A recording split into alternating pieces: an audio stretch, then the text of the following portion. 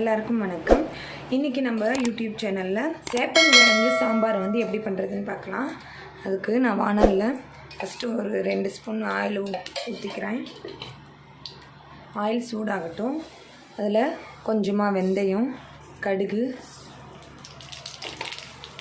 3 பச்சை மிளகாய் வந்து நான் கீறி போடுறேன்.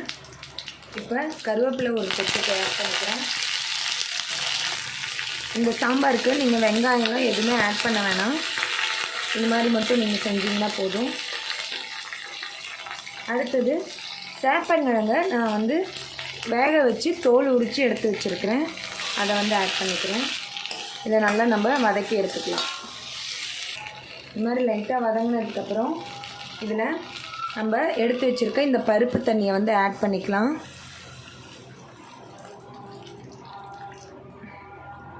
பருப்பு தண்ணியோட இந்த காய் வந்து கொஞ்சம் நேரம் நல்லா வேகட்டும். எங்கள் வீட்டில் சாம்பார் எல்லாமே இதே மாதிரி தான், இதே மெத்தட் தான் யூஸ் பண்ணுவோம். ஆனால் காய்க்கு தகுந்த மாதிரி சின்ன வெங்காயம் வந்து ஆட் பண்ணுறது பண்ணாதது. மற்றபடி தக்காளிலாம் நாங்கள் எதுவுமே ஆட் பண்ண மாட்டோம். சாம்பாருக்கு சின்ன வெங்காயம் வந்து மேக்ஸிமம் ஆட் பண்ணுவோம். இந்த மாதிரி கிழங்கு இல்லை சாம்பாருக்கெலாம் வந்து நாங்கள் சின்ன வெங்காயம் ஆட் பண்ண மாட்டோம். இது நல்லா கொதிக்கட்டும். இங்கே பாருங்கள், இந்த மாதிரி நல்லா கொதி வந்துருச்சு. இதுக்கு இந்த சாம்பாருக்கு தேவையான அளவு உப்பு, அதே மாதிரி இது கூடவே புளித்தண்ணி நான் கரைச்சி எடுத்து வச்சுருக்கேன். இதையும் ஆட் பண்ணிக்கலாம். இது வீட்டிலே அரைச்ச சாம்பார் தூள். இதில் வந்து நான் 3 ஸ்பூன் அளவுக்கு போடுறேன். இந்த சாம்பார் தூள் வந்து வத்தக்குழம்பு, புளிக்குழம்பு, சாம்பார் எல்லா வகையான பொரியலுக்கும் இதே சாம்பார் தூள் யூஸ் பண்ணலாம். இதை எப்படி பண்ணுறதுன்னு சொல்லி ஆல்ரெடி ஒரு வீடியோ போட்டிருக்கேன். அது டிஸ்கிரிப்ஷனில் லிங்க் தரேன், பார்த்துக்கோங்க.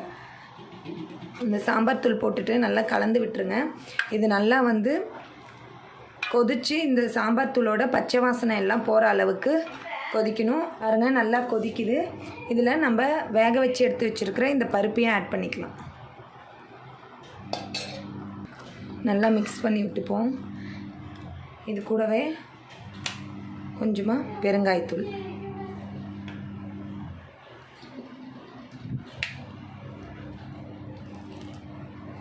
இது கொஞ்சம் நல்லா தண்ணியெல்லாம் வற்றி நல்லா சுண்டி வரட்டும். அது வரைக்கும் நல்லா கொதித்து வரட்டும். இங்கே பாருங்கள், இது நல்லா கொதிச்சிருச்சு. கொத்தமல்லி தழை வந்து போட்டுறேன். இதோட நம்ம சாம்பாரை வந்து இறக்கிடலாம்.